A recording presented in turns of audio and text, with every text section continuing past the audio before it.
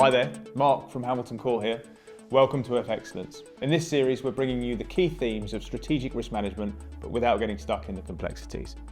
So whether you're wanting to lock in a rate of exchange, hedge balance sheets or cash flow requirements, understanding and evaluating different types of hedging strategies is important to firms of all shapes and sizes, really.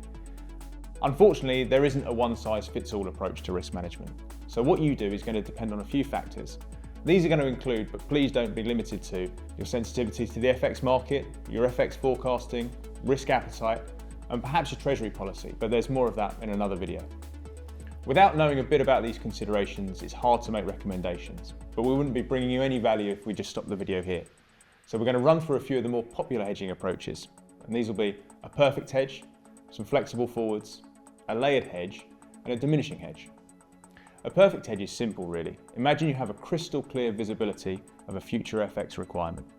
You could book a forward contract to match the exact amount of income or expenditure in foreign currency on the exact date that cash flow is due to happen.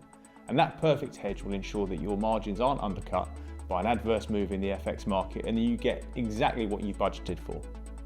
But unfortunately, life isn't quite so straightforward, and this is where alternative approaches are useful. And then we think the perpetual challenge for any business is forecasting. So having some flexibility in hedges can be really useful. Say your business knows that there'll be a requirement to sell euros and buy dollars a number of times over the next 6 months, but you're not exactly sure when that day or even that month is going to be. You can and absolutely should still lock in your rates and eliminate the risk, but by using a flexible forward, you can kind of have your cake and eat it. A flexible approach gives you a window for that exchange to take place, and you can use that flexibility to pay in all or in part over the course of the window.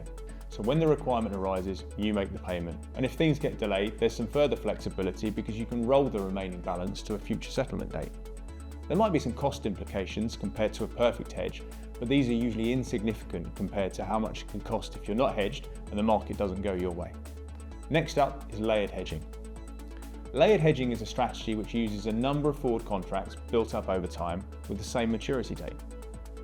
These forwards can then be blended to give a volume-weighted average price, meaning you've not just picked an exchange rate at a moment in time, instead you've built a position gradually and have an average rate as a result.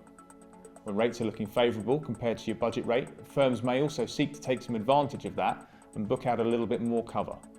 A layered hedging strategy can evolve into a continuous hedging program by which you take cover on a little and often basis to smooth out the market movements, buying more when you're at or above your budget rate and less if the market dips below it.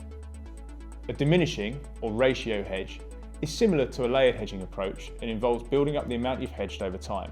This can be particularly useful when you know you'll have a future exposure that you want to start budgeting for, but you aren't sure just how much that will be.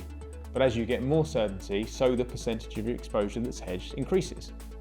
Also, if you're exposed to a currency where booking medium to long-term forward contracts is expensive compared to the spot rate, this can be a way of softening the blow a little bit.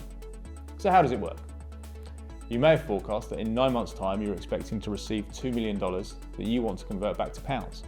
You start by hedging 10% of that expectation today, and in a month's time you do another 10%, and again the month after that.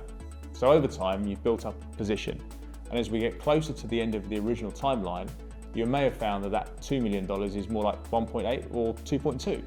Not exactly what you were expecting, but not far off. Because you haven't hedged everything, you've got a degree of flexibility. So in essence, your solution is made up of 8 or 9 positions with tenors ranging from 1 to 9 months. And overall, the cost of hedging has been reduced, as the shorter tenor contracts have lower forward point premiums. So whilst you still know exactly what you're going to receive for those dollars before they land. We've just scratched the surface here, and because there's no one size fits all, doing what's right for your business is really important, and it can make the difference between profit and loss, cash abundance and cash constraints, and frankly even a good night's sleep or a bad night's sleep. We're here to simplify FX. Get in touch with one of our friendly and knowledgeable experts and let's see how FX strategy can drive commercial impact in your business.